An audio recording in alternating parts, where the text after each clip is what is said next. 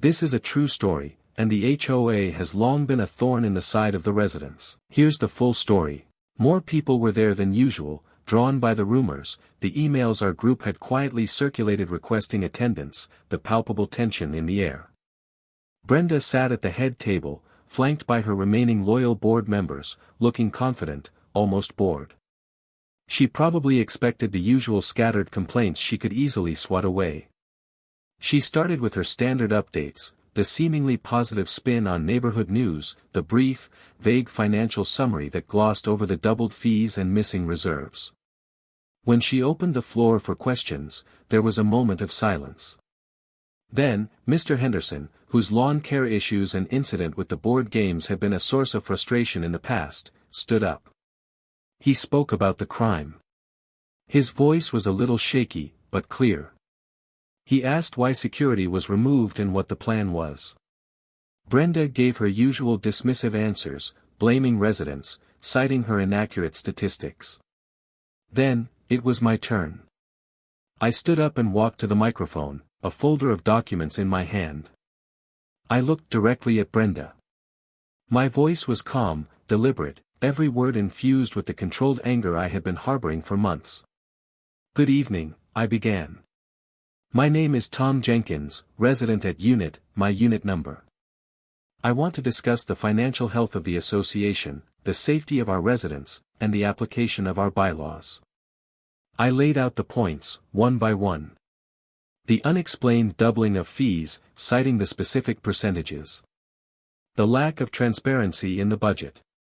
The disappearance of the reserve funds from my section and the unfair burden placed on us to replenish it, requesting a full, independent audit.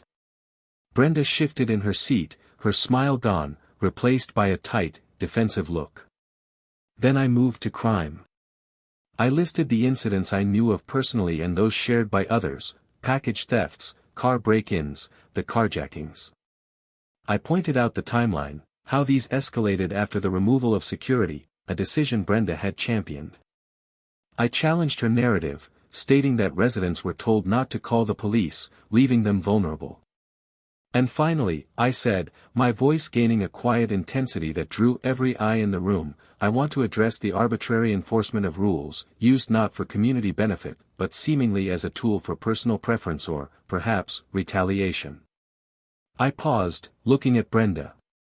3 months ago, I was forced to dismantle a treehouse I built for my young children in my backyard. An unapproved structure, I was told. A violation of aesthetic harmony and a potential liability. I held up pictures of the treehouse, tucked away in the tree, barely visible from the fence. Then, pictures of other yards in the neighborhood, approved sheds that were larger and more visible, decorative structures that had never gone through review.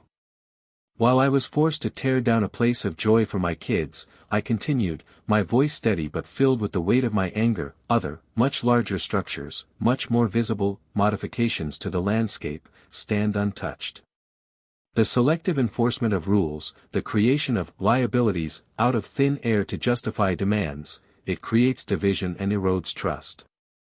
I finished by formally requesting a vote of no confidence in the current board's leadership, particularly citing Brenda's role in the financial issues, the crime response, and the inconsistent rule enforcement.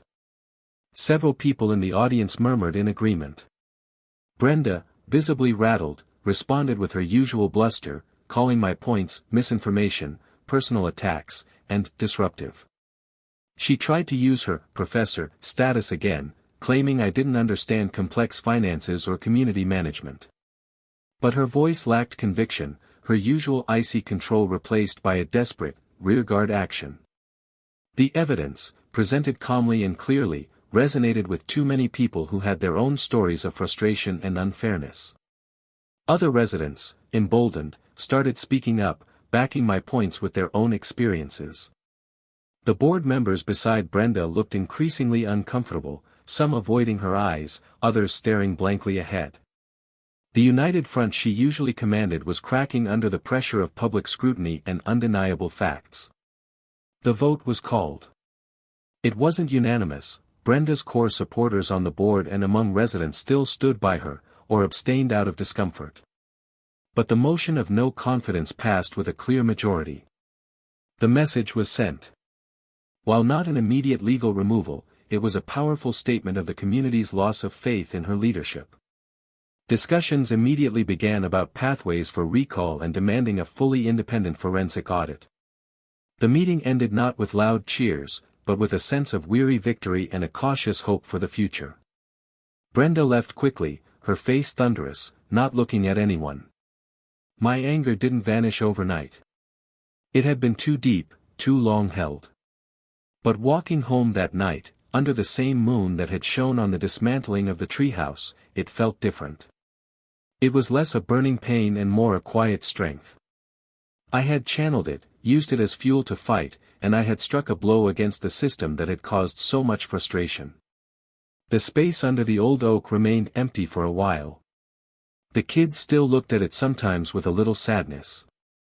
But the conversation in the complex shifted. Neighbors started talking more openly, sharing concerns without fear.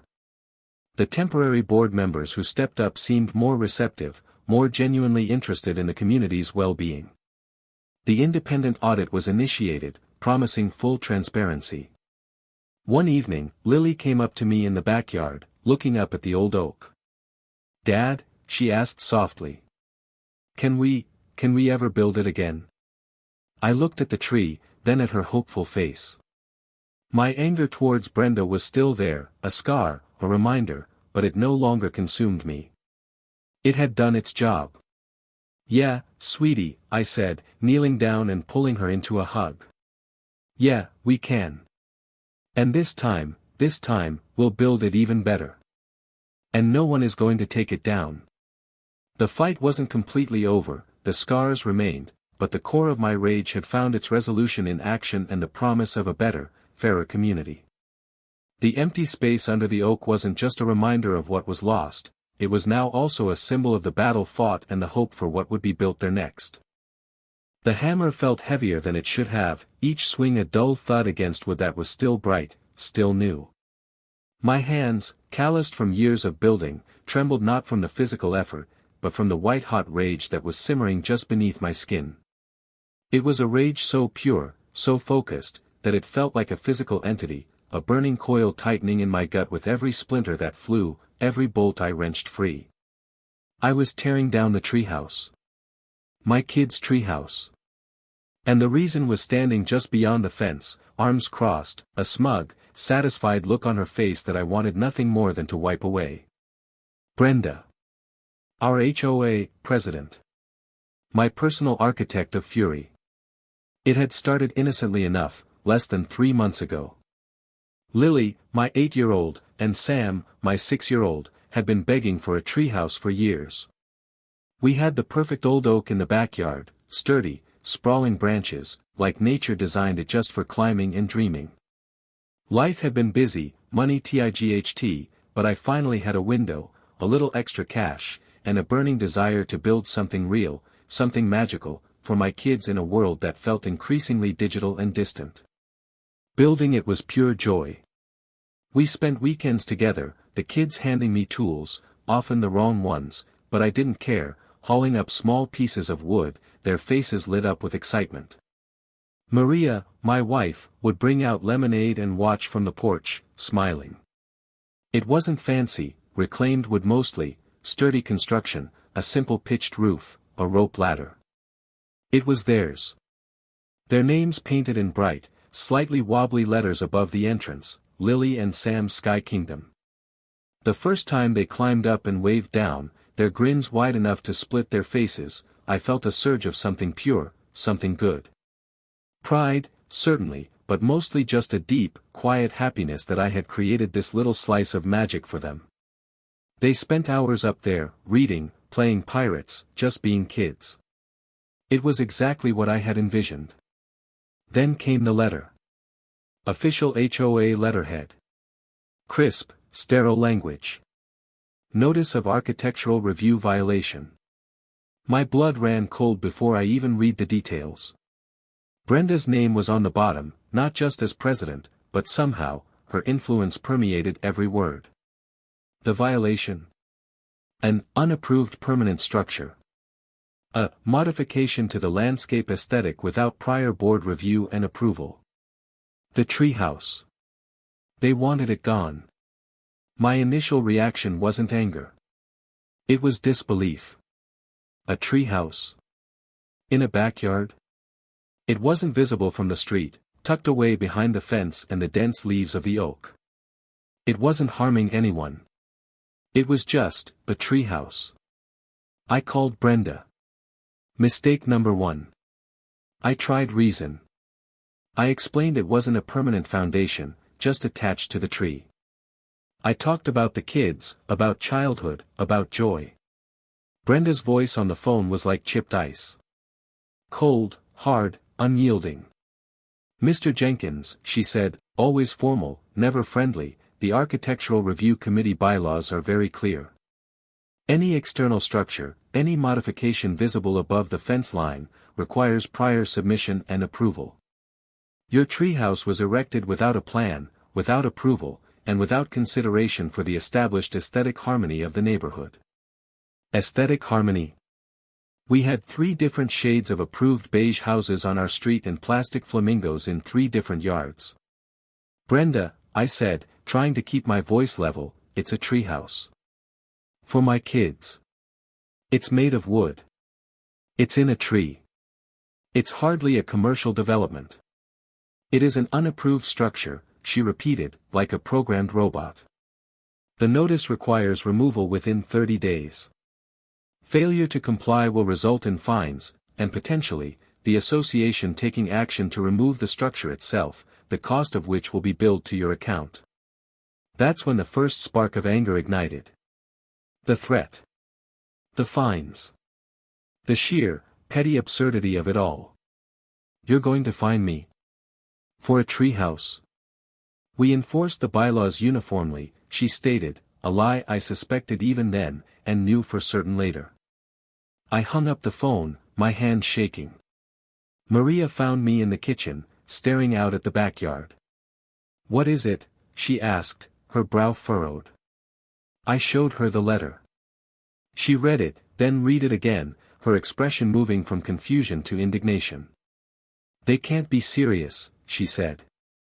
Oh, she's serious, I replied, the anger starting to spread, warm and unpleasant, in my chest.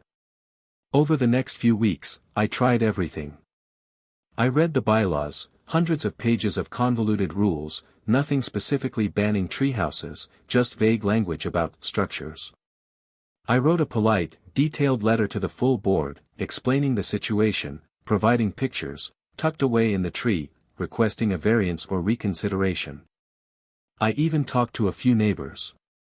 Most were sympathetic, that's ridiculous, Tom, but none were willing to go on the record or challenge Brenda directly. Her reputation for being difficult, for retaliating in petty HOA ways, was well known. She had already driven several good people off the board with her abrasive tactics. Brenda's response to my letter was swift and dismissive. An email, copied to the board, who remained silent, reiterating the violation and shortening the deadline.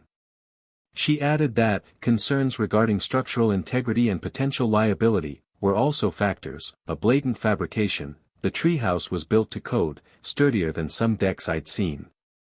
That's when the anger deepened, turning from a spark to a steady flame. She wasn't just enforcing rules, she was making up excuses, building a case against a piece of backyard joy.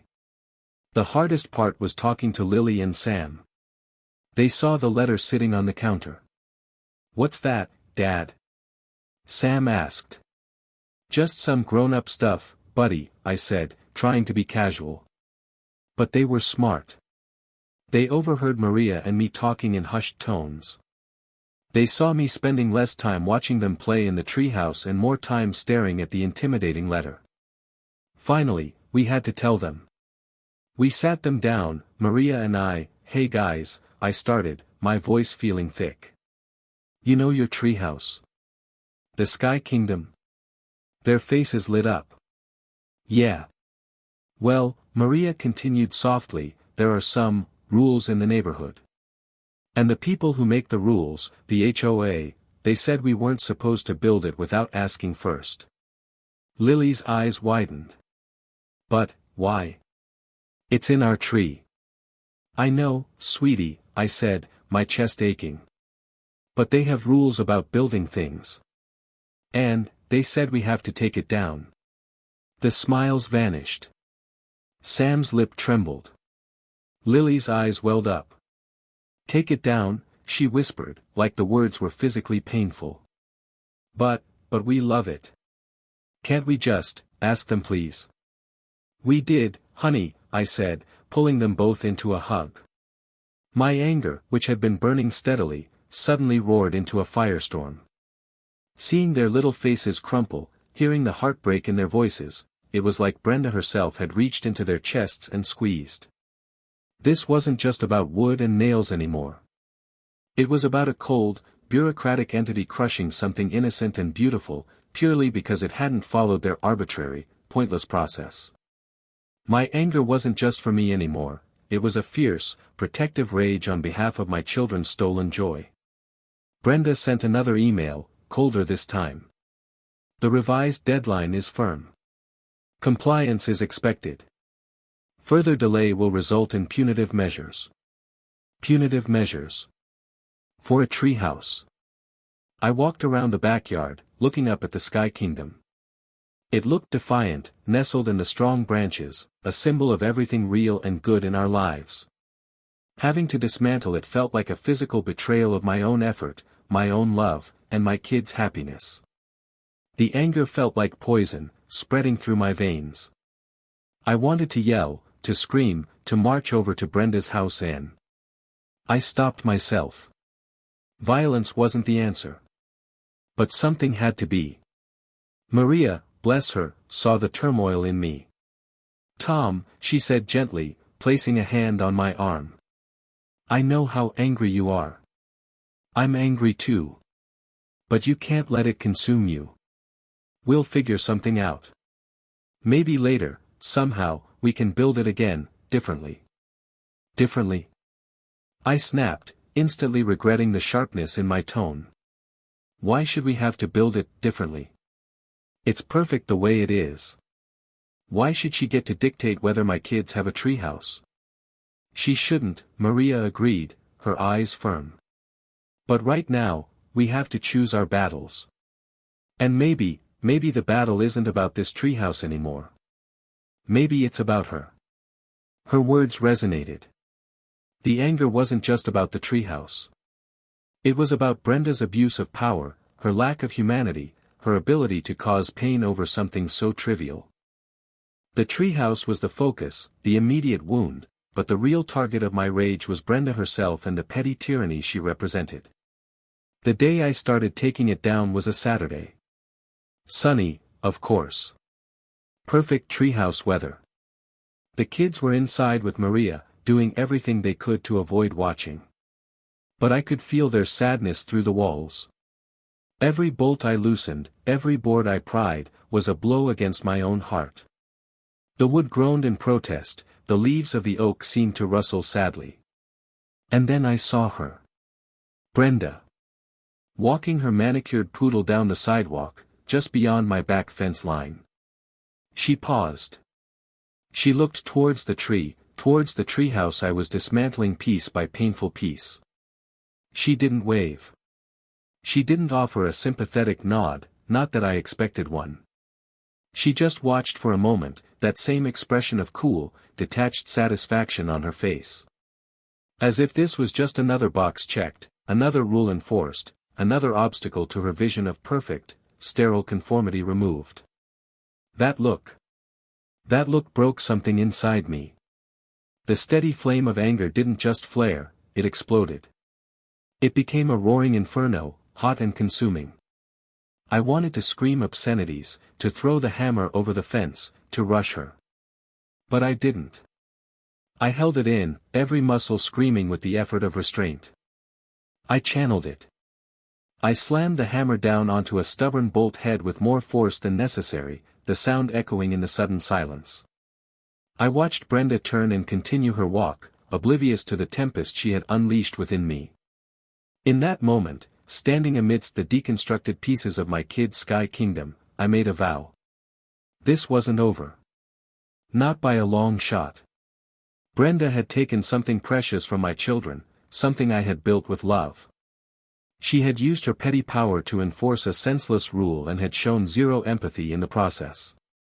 My anger wasn't going to dissipate with the removal of the treehouse. It was going to become my fuel. My focus. The physical labor continued, driven by sheer, burning resentment. Piece by piece, the sky kingdom came down. The platform, the walls, the little roof. It all had to be hauled away, leaving only the bare branches of the old oak, looking strangely empty, strangely vulnerable.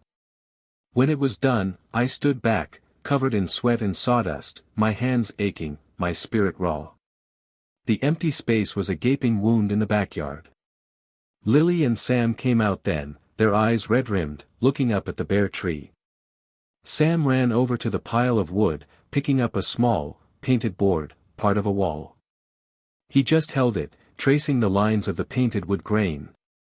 Lily walked over to the tree and simply leaned her head against the trunk, her shoulders shaking silently. I couldn't speak. My throat was tight with unshed tears and unreleased fury. I knelt beside Sam, placing a hand on his small back. The feel of the rough, painted wood in his hand, the sight of my daughter leaning against the empty tree, that was it. That was the moment the anger solidified into cold, hard resolve. Brenda had done this. Brenda had caused this pain. Maria came out and put her arms around me, then knelt to hug the kids. We stayed like that for a long moment, a silent tableau of loss and shared pain in the afternoon sun. Later that night, after the kids were asleep, Maria found me in my workshop, surrounded by the dismantled pieces of the treehouse. I wasn't sorting them. I was just sitting there, staring. "Tom," she said softly. "What are you thinking?" "I'm thinking," I said, my voice low, rough, about every single rule she's ever enforced. Every decision she's pushed through. Every time she's made someone's life difficult. My hands clenched into fists. She thinks this is over. She thinks she won. She thinks she enforced her stupid rules and made her point. I looked at Maria, my eyes burning with the intensity of my emotion. She has no idea what she's just started. My anger wasn't just a fleeting emotion anymore. It was a promise. A vow to the empty branches of the oak, to the sad eyes of my children, to the pile of dismantled dreams in my workshop. Brenda Albright had taken something precious. And I was going to make sure she paid for it. Not with money. But with her power. Her position. Her carefully constructed world of petty rules and sterile conformity. The next day, I wasn't swinging a hammer to build or destroy. I was sitting at my computer, the stack of HOA bylaws next to me. I wasn't looking at the sections about structures anymore. I was looking at the sections about board member conduct, about financial transparency, about meeting procedures. My anger was still a fire, but now it was a controlled burn, focused and precise. I started digging. Deep. I reviewed old board meeting minutes, the ones that were made public, anyway. I looked into HOA budgets, comparing line items over the years, noting the sudden spikes in fees that hadn't been fully explained. I remembered snippets of conversations with neighbors, complaints about other arbitrary decisions Brenda had made, other small acts of perceived tyranny. The neighbor Carol, who Brenda had bullied off the board, I called her. Carol was hesitant at first, still a little shaken by her experience, but my quiet intensity, the cold edge to my voice when I spoke Brenda's name, convinced her. She shared her story, giving me insight into how Brenda operated within the board, how she manipulated meetings, how she isolated dissenters, how she used her position to push her own agenda. My anger now had context, layers. It wasn't just about my treehouse, it was about a pattern of behavior that was detrimental to the entire community. I also started talking to other neighbors, not just about the treehouse, though that was often the opener, but about their own frustrations. The rise in crime since security was cut, the unexplained fee increases, the lack of communication, the feeling that their concerns were ignored. Many were still hesitant, afraid of Brenda's retaliation. But a few, seeing the genuine, focused anger in my eyes, sensing that I wasn't just venting but was determined to act, started opening up. The man whose car had been broken into twice. The woman whose package was stolen. The couple struggling with the increased fees on a fixed income. Their quiet frustrations added fuel to my fire, transforming my personal rage into a fight for something bigger. My anger became my shield against the fear that had paralyzed others. Brenda could find me, she could threaten me, but she had already taken the thing that represented my deepest vulnerability, my kids' unadulterated joy, built by my own hands. What else could she really do to hurt me that much? Nothing felt as painful as dismantling that treehouse piece by piece. So, the fear dissipated, replaced entirely by the burning need for justice, for accountability. Maria was my rock. She didn't try to temper my anger anymore, but helped me channel it. She listened as I stayed up late, poring over documents. She helped me draft clearer emails, removing the initial raw emotion to make them more strategic. She organized quiet, unofficial meetings at our house, ironically, in the backyard, near the empty space under the oak, with the few neighbors who were brave enough to join us. We were small, but we were unified by a shared grievance and my driving rage for change. We found discrepancies in the budget reports Brenda had presented. Not outright fraud yet, but questionable allocations, inflated costs for minor things, a lack of detail on major expenses, like the ones that supposedly drained our reserve fund. We compared notes on the inconsistencies in rule enforcement, how Brenda seemed to ignore violations by her allies but pounced on others for minor infractions. We built a timeline of her behavior, the board resignations, the key decisions made under her influence. The treehouse was just one point on a much larger graph of questionable conduct. Our plan solidified. We wouldn't just complain. We would challenge her authority directly, following the HOA's own rules, using the evidence we gathered, and amplifying our voices collectively. We would use the next official HOA meeting as our battleground. As the meeting date approached, my anger wasn't a wildfire anymore. It was an internal furnace, providing steady power. I rehearsed what I would say, outlining the points about the financial discrepancies, the negligence regarding crime, the pattern of bullying and intimidation, and yes, the arbitrary enforcement of rules like the one that took down my kids' treehouse. I decided I wouldn't just state facts, I would connect them to the impact on the community, the loss of trust, the feeling of being unsafe and unheard. The night of the meeting, the community room felt different.